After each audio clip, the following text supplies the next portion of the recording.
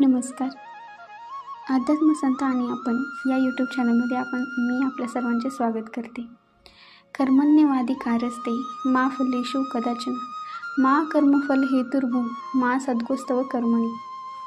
श्रीकृष्ण माणसाला उद्देशून सांगतात की कर्म करणे हा तुझा अधिकार आहे, त्याच्या फळाचा नाही. फळ मिळण्याच्या उद्देशाने कोणतेही काम करू नकोस. कोणी कितीही चतुर असलं तरी त्याने केलेल्या कर्माचं फळ त्याला भोगावंच लागतं. हे फक्त आपल्याच बाबतीत नाही, तर हे भगवंतालाही चुकलेलं नाही. यावरून एक गोष्ट आठवते, ती सांगते.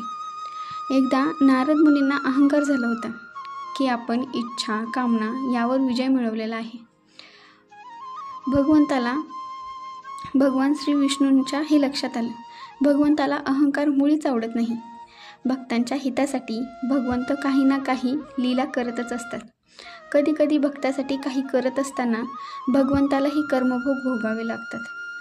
नारद मुनींचा अहंकार दूर करण्यासाठी भगवान श्री विष्णूंनी एक माया रचली.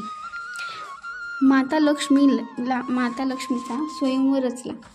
अनेक वीर, पराक्रमी राजे, महाराजे तिथे उपस्थित झाले. भगवान श्री विष्णूही नारद मुनीसह स्वयंवरात पोहोचले.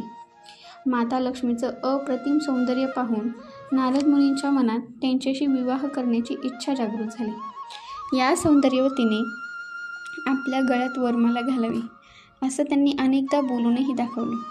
तेव्हा भगवान विष्णू म्हणाले, नारदा, तुझं तोंड पाहिलंस का? माता लक्ष्मी प्रत्येकासमोर उभे राहत शेवटी भगवान श्री विष्णूंच्या समोर आल्या आणि त्यांनी भगवान श्री विष्णूंना वरमाला घातली. तेव्हा नारद मुनीने पाहिलं की भगवंताने आपलं तोंड माकडासारखं करून ठेवलं. याचा त्यांना फार राग आला.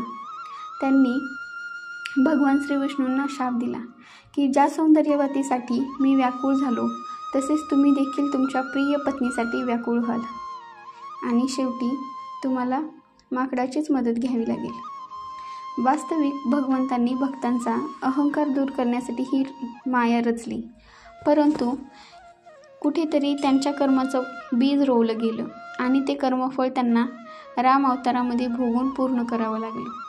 स्वयं परमात्मा जेव्हा अवतार घेतो तेव्हा त्याला अनेक कार्य पूर्ण करायचे असतात. जय विजय हे भगवान श्रीविष्णूंचे द्वारपाल होते. त्यांना दिलेला शाप तोही पूर्ण करायचा होता, कारण जय विजय हेच पुढे कुंभकर्ण आणि रावण म्हणून जन्माला आलेले होते. त्यानंतर माता शबरीला 9 भक्ती प्रदान करायची होती. अनेक राक्षसांचा संहार करायचा होता. सज्जनांचं रक्षण करायचं होतं. अशी कामे करण्यासाठी त्यांनाही अनेक दुःखे भोगावी लागतात.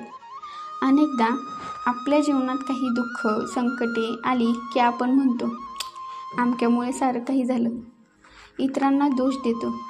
पण इतरांना दोष देण्याऐवजी आपण आपल्या केलेल्या कामाचा विचार केला पाहिजे.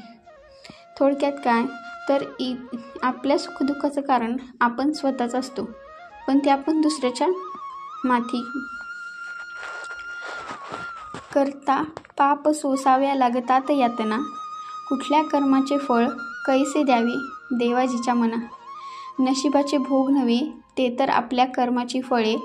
जीवन सुखकर होऊन जाईल जर हातून पुण्य घडे. जय जय रामकृष्ण हरी.